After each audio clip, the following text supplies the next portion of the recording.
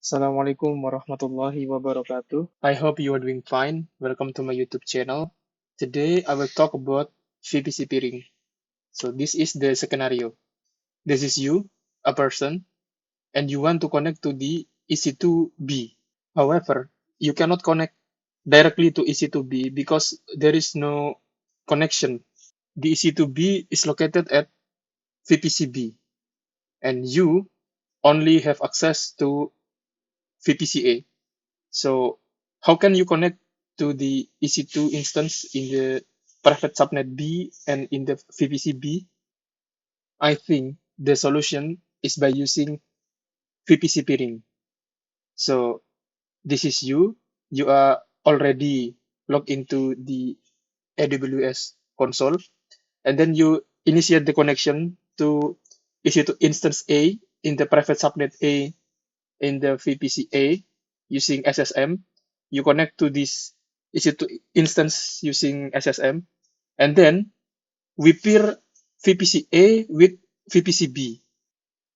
Please note that the side range in VPCA should not be overlapped with the side range in VPCB. Otherwise, this pairing will fail. After we successfully pair VPCA and VPCB, and then we create route tables and security group that allow traffic from VPCA. The setup is only succeeded when the VPC peering connection is completed. Okay, so let's code. Okay, so this is my code.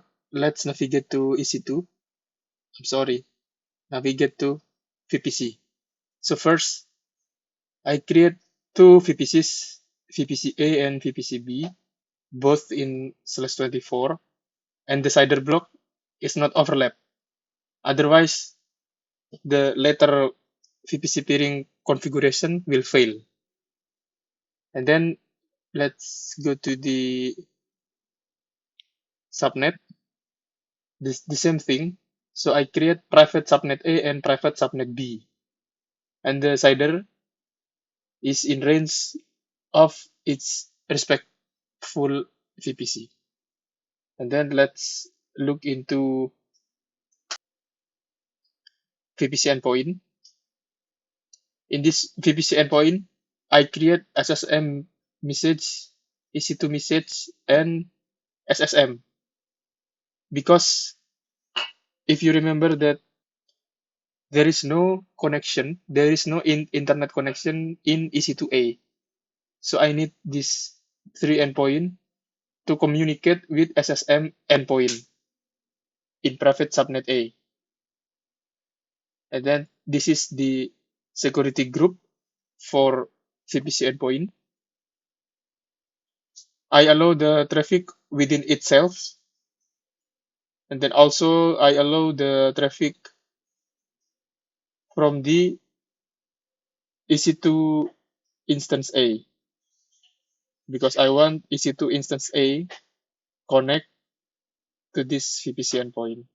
And then for the egress, I allow traffic to the world. Okay, for the EC2 instance, I use EC2 Amazon Linux AMI. This block of code will give me the most recent Amazon Linux 2. So let's take a look at a route table. This is important. First one is route table A. In this route table A, the local traffic of the local CIDR VPC will be routed to local instance. But if the destinations lies at VPCB CIDR range, then go to the VPC peering. This is for VPCA, and then the same is also for VPCB. For the local traffic, please route to the local instance. However, if the target, the destination of the traffic lies at VPCA CIDR range, please go to the VPC peering connection. And then we associate both of the root table to each respected private subnet A and private subnet B. If you don't configure this root table, then your VPC peering connection will fail. Okay, let's go to the EC2. Before we create EC2 instance, security groups creation must be done. So this is the security group for EC2 instance A. For the ingress, first I allow the traffic within itself. And then I also allow the traffic from SSM VPC endpoint. For the egress rule, I allow traffic to the world. The same configuration also with security group for VPC for EC2 instance B. I allow the ingress within itself, and then I allow the traffic from EC2 A. Note that if your VPC peering setup is fail, this configuration will fail because you cannot refer to the security group in another VPC, in another network. So make sure that your VPC peering setup is done and succeed, and then you may proceed with this reference. For the egress, I allow traffic to the world. To make sure that this security group is created when the VPC peering connection is succeeded, I add depends on. I add depends on VPC peering connection peering. And then I create two EC2 instances. EC2 instance A, name A, is located at VPC A and private subnet A, and the EC2 instance B in VPC B inside of private subnet B. Okay, I think that's all. Let's apply this Terraform configuration. Okay, so Terraform init and Terraform apply auto approve. Okay. First, Terraform will initialize the module and download the necessary plugins. And then the Terraform will begin to provisioning resources. Alhamdulillah, resource provisioning is completed. So let's check it out at AWS console. Okay, so we have two EC2s, A and B. EC2A is the one which we can connect, and EC2B is the one we cannot connect. So if we choose EC2B and we click connect, we cannot connect using SSM because there is no setup in terms of SSM connections to this EC2 instance. If you look at EC2A, this is the private IP address for EC2A. The instance is up and running. EC2A is in this VPC, and this is the private subnet of EC2A. Okay, so we look into EC2B. The instance is up and running, and then this is the private address of EC2B, and EC2B is in this VPC. It is definitely different with the VPC of EC2 instance A, and then this EC2B is also inside private subnet B, which is so different from EC2A subnet.